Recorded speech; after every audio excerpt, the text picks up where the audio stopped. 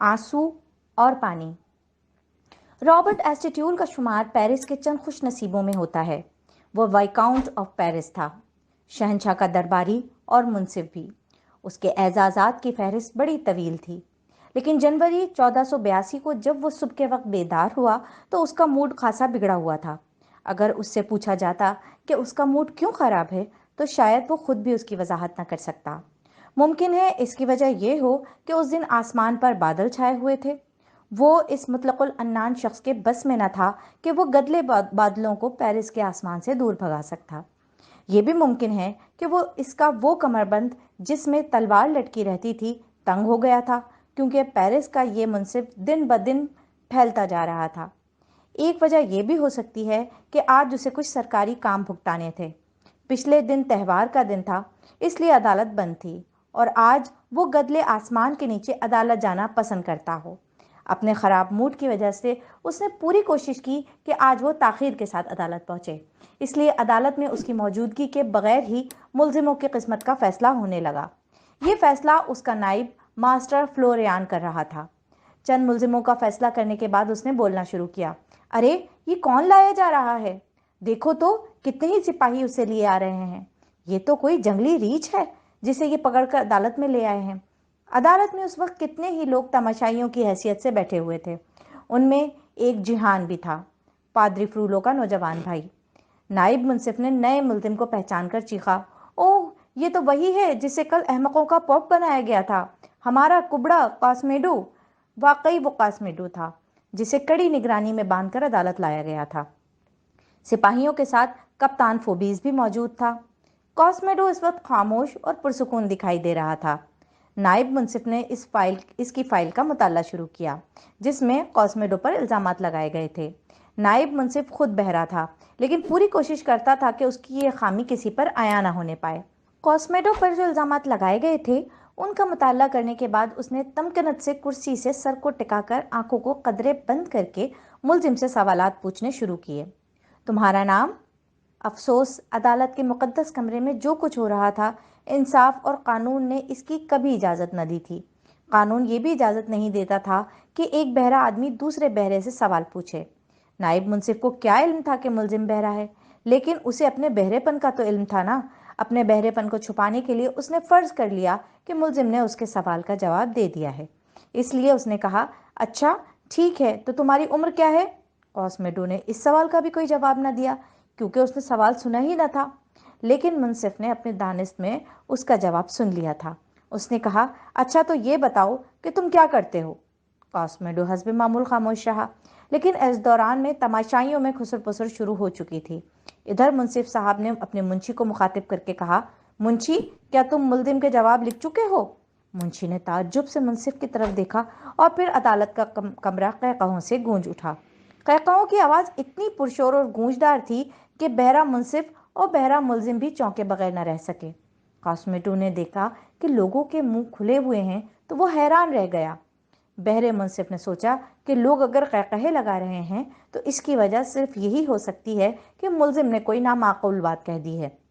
वो गुस्से से चीखा, बदमाश, तुमने मेरे सवाल का जो जवाब दिया है उसके बदले में तुम्हें फांसी दी जा सकती है। क्या तुम भूल गए कि तुम किसके सामने खड़े हो? जलती आग पर तेल डालने का जो असर होता है वही असर लोगों के कहकहों पर बहरे मुंसिफ के इस जुमले ने किया। अब तो अदालत में लोगों के कहकहे गूंज रहे थे और अदालत के बाहर भी सुने जा रहे थे। कास्मेडो का चेहरा इसी तरह बेतासुर था, क्योंकि उसे तो कुछ खबर ही नहीं थी कि वहाँ क्या हो रहा है। लेकिन मुंसिफ का पारा और ज़्यादा चढ़ गया। वो चीख चीख कर तमाशाइयों को डांटने लगा। नाइब मुंसिफ के कान के करीब जाकर उसके नाइब अफसर और भेदी ने यह बताने की कोशिश की कि असल में अदालत में क्या हो रहा है। अफसोस के मुंसिफ साहब के पल्ले अब भी कुछ न पड़ा। उसने सख्ती से कॉस्मेडो को इशारे के साथ मुखातिब करते हुए कहा, क्या तुम जानते हो कि तुम्हें यहाँ किस इल्ज़ाम की वजह से लाया गया है? कॉस्मेडो चूंकि मुंसिफ की तरफ देख रहा था, इसलिए उसने सोचा कि उससे कुछ पूछा गया है, शायद उसका नाम। उसने अपनी तवील खामोशी को तोड़ते हुए अपनी गैर इंसानी आवाज़ में कहा, कॉस्मेडो। तमाशाई एक बार फिर हंसने लगे। बदमाश, मुझे धोखा दे रहे हो? लोगों के खुले मुंह देखकर मुंसिफ ने समझा कि कॉस्मेडो ने उसके सवाल का गलत जवाब दिया है, और कॉस्मेडो ये समझा कि मुंसिफ ने उससे उसका पेशा पूछा है इसलिए उसने जवाब दिया, मैं नोट्रे डैम का घंटियां बजाने वाला हूँ। उसके जवाब के साथ ही एक बार फिर अदालत का कमरा ऊंचे और पुरशोर कहकहों से गूंजने लगा। इन कहकहों में उस वक्त और ज्यादा इजाफा हो गया जब कॉस्मेडो ने कदरे बुलंद और गैर मुबहम आवाज में पूछा, क्या हुजूर मेरी उम्र के मुताल्लिक पूछ रहे हैं? मैं 20 बरस का हो चुका हूँ। लोगों के कहकहों का तूफान थमने का नाम ही न लेता था। मुंसिफ ने मुश्तइल होकर हुक्म सुनाया, सिपाहियों, उसे पैलेस डी ग्रेव के चौराहे में शिकंजे में कसकर कोड़े मारो और 1 घंटे तक शिकंजे में कसा रहने दो। अवामुन्नास को मुत्तला कर दिया जाए ताकि वो उसकी सज़ा से इबरत हासिल करें। मुंशी ने मुंसिफ के हुक्म को जल्दी जल्दी कागज़ पर लिखा और फिर हुक्मनामा मुंसिफ के सामने रख दिया ताकि वो इस पर अपने दस्तखत करने के बाद अदालती मोहर जब्त कर सके। इस वक्त उसने मुंसिफ के कान में कहा, जनाबे वाला, मुलजिम बहरा है। नायब मुंसिफ मास्टर ब्लोरियान से जब ये बात मुंशी ने इसलिए कही कि वो अपने बहरेपन की वजह से शायद मुलजिम पर तरस खाकर सज़ा में कुछ कमी कर दे, लेकिन मुंसिफ ये जुमला भी ना सुन सका और उसने ये फ़र्ज़ कर लिया कि उसका मुंशी मुलजिम पर आयद किए गए किसी इल्ज़ाम की संगीनी की तरफ इशारा कर रहा है। उसने गज़बनाक चेहरा बनाकर कहा, अच्छा तो ये बात है, और फिर हुक्मनामे में तरमीम कर दी कि मुलजिम को 2 घंटों तक शिकंजे पे कसा रहने दिया जाए और मोहर लगा दी। चौराहे पर लोग जमा हो चुके थे। 4 सिपाही हुजूम पर काबू पाने के लिए इधर उधर टहल रहे थे। मुलजिम आने वाला था। उस जमाने में मुलजिमों को सजाएं चौराहे में दी जाती थी ताकि लोग इबरत पकड़ सकें, लेकिन लोग इबरत हासिल करने के बजाय तफरीह हासिल करते थे। हजारों की तादाद में लोग उस खास जगह के करीब पहुंच चुके थे जहां मुलजिम को सजा दी जाने वाली थी। घरों की छतों, दीवारों और खिड़कियों में मर्दो जन के सर ही सर नजर आ रहे थे। बिलाखिर लोगों की बेचैनी को करार आ गया। मुलजिम को लाया जा रहा था। उसे एक छकड़े की पुश्त पर बांधा हुआ था। लोग उसे देखकर कहकहे लगाने लगे, तालियां बजाने लगे। लोगों ने नोट्रे डेम के कुबड़े कॉस्मेडो को पहचान लिया था। इस बदबख्त के लिए ये एक तकलीफ दे लम्हा था। यही वो चौक था जिसमें एक दिन पहले उसे अहमकों का पौप बनाकर तख्त पर बिठाया गया था, खुशी से नारे लगाए गए थे, और आज यहाँ उसे सजा देने के लिए रस्सों में बांध कर लाया गया है। शाही नक्कारची ने नक्कारा बजाकर हुजूम को खामोश रहने की तलकीन की और फिर गूंजदार आवाज में सजा का हुक्मनामा पढ़कर सुनाया। कॉस्मेडो अब तक सारे मंजर से बेनियाज नजर आ रहा था। जब उसे छकड़े की पुष्ट से खोलकर शिकंजे में कसने के लिए आगे धकेला गया, तब भी उसने कोई मज़ाहमत नहीं की। उसने किसी किस्म के जज्बात का मुजाहरा नहीं किया। उसका चेहरा बेतासुर था। यूं लगता था जैसे वो बहरा ही नहीं, अंधा भी था। जब उसे शिकंजे में कसकर कमर तक नंगा कर दिया गया, उस वक्त भी मुतमईन रहा। हुजूम में खड़े जिहान ने कहकहा लगाकर अपने एक दोस्त से कहा, इससे ज़्यादा अहमक आदमी देखने में नहीं आ सकता। बेवकूफ़ को इतना भी एहसास नहीं कि उसके साथ क्या हो रहा है। जब लोगों ने कॉस्मेडो का उभरा हुआ कोहान देखा तो कहकहे लगाने लगे। उसके घने बालों वाले सीने और ताकतवर बालों भरे बाजुओं को देखकर वो चीख रहे थे। इसी लम्हे एक आदमी सीढ़ियां चढ़कर शिकंजे के पास पहुंचा और सारा मजमा तालियां बजाने लगा। नौवारिद शाही जल्लाद था। उसने अपना कोट उतारा और एक हाथ में पकड़े हुए कोड़े को हवा में लहराने लगा। चमड़े के कोड़े के सिरे पर धात की मुट्ठी बनी हुई थी। फिर उसने अपनी दोनों आस्तीनें ऊपर चढ़ा ली। उस वक्त खुशमिजाज आवारागर्द जिहान को अनोखी सूझी। वो हुजूम में से आगे निकलकर बाजू ऊपर उठाकर जोर जोर से कहने लगा, ख़वातीन व हज़रात, आज आप इंतहाई दिलचस्प तमाशा देखेंगे। मास्टर कॉस्मेडो को कोड़े लगाए जाएंगे। मास्टर कॉस्मेडो जो अजीबुल खलकत इंसान है, ज़रा मुलाहिजा कीजिए उसकी पुश्त पर उभरा हुआ ऊंट जैसा कोहान और उसकी टेढ़ी टांगें। लोग बेख्तियार हंसने लगे। उन कहकहों में बच्चों की मासूम और दोशीज़ाओं के कुंवारे कहकहे भी शामिल थे। शिकंजे में जकड़ा हुआ कॉस्मेडो यूं उछला जैसे वो नींद से यकदम बेदार हुआ हो। अब उसे महसूस होने लगा कि उसके साथ क्या होने वाला है। दर्द और ताज्जुब ने उसके आसाब को झंझोड़ दिया। उसका बदसूरत चेहरा और ज्यादा घनावना हो गया। उसने रस्सों को तोड़ने की कोशिश की। इसी लम्हे शाही जल्लाद ने उसकी पुष्प पर पहला कोड़ा बरसाया, फिर दूसरा, फिर तीसरा और फिर एक और। इसके कांधों से खून रिसने लगा। जिल्द उधर चली गई। एक बार फिर उसने रस्सों को तोड़ने की कोशिश की कि उसकी आंखें उबलने लगीं। रस्से और आहिनी शिकंजे यकीनन टूट जाते अगर जल्लाद कोड़े बरसा बरसा कर उसे नीम बेहोश ना कर देता। उसका सर उसके सीने पर झुक गया। कोड़े बरसते रहे, खून बहता रहा। अब वो बेहोश था। अजियत अब उसे तकलीफ न दे रही थी। دور گھوڑے پر بیٹھا ہوا ایک شاہی محتسب سارے منظر کو دیکھ رہا تھا۔ اس نے اپنا ہاتھ ہلا دیا۔ جلاد نے کوڑے والا ہاتھ روک لیا۔ جلاد کے دو نائبین نے جلدی جلدی قاسمیٹو کے جسم کے ان حصوں کو دھو کر کوئی مرہم لگا دی جہاں سے خون بہ رہا تھا۔ خون رک گیا۔ پھر انہوں نے اس کے اوپر پیلا کپڑا پھینک دیا۔ تب جلاد اپنے کوڑے سے خون کے دھبے دھو چکا تھا۔ لیکن ابھی قاسمیٹو کی عقوبت اور اذیت کا دور ختم نہ ہوا تھا۔ ابھی اسے کم از کم 2 گھنٹے تک اسی شکنجے میں کسا رہنا تھا۔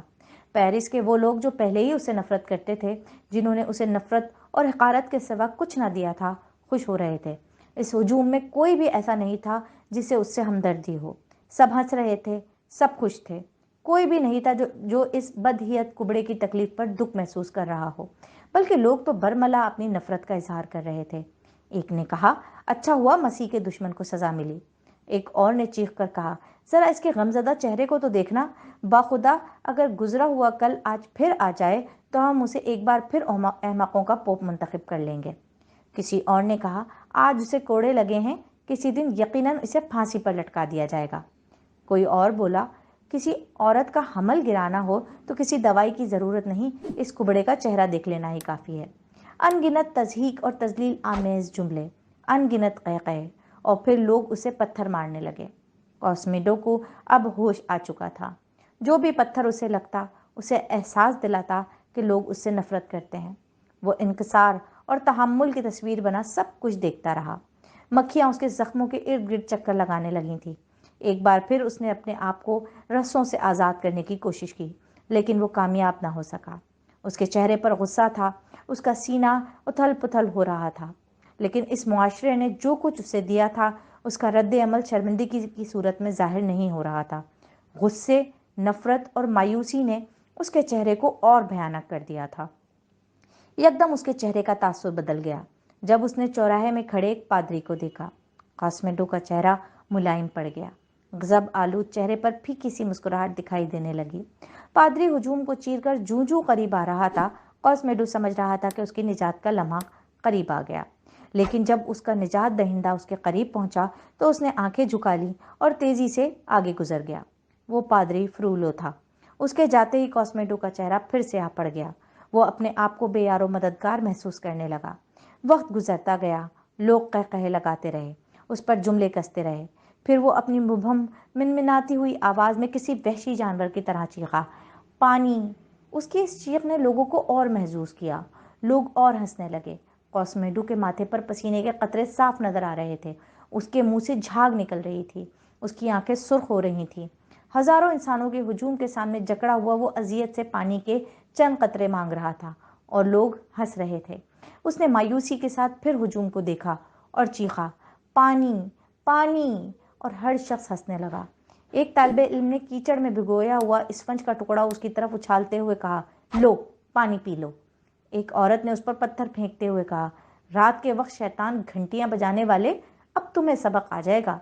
ہانپتے ہوئے قاسمیٹو نے تیسری بار چیخ کر کہا، پانی!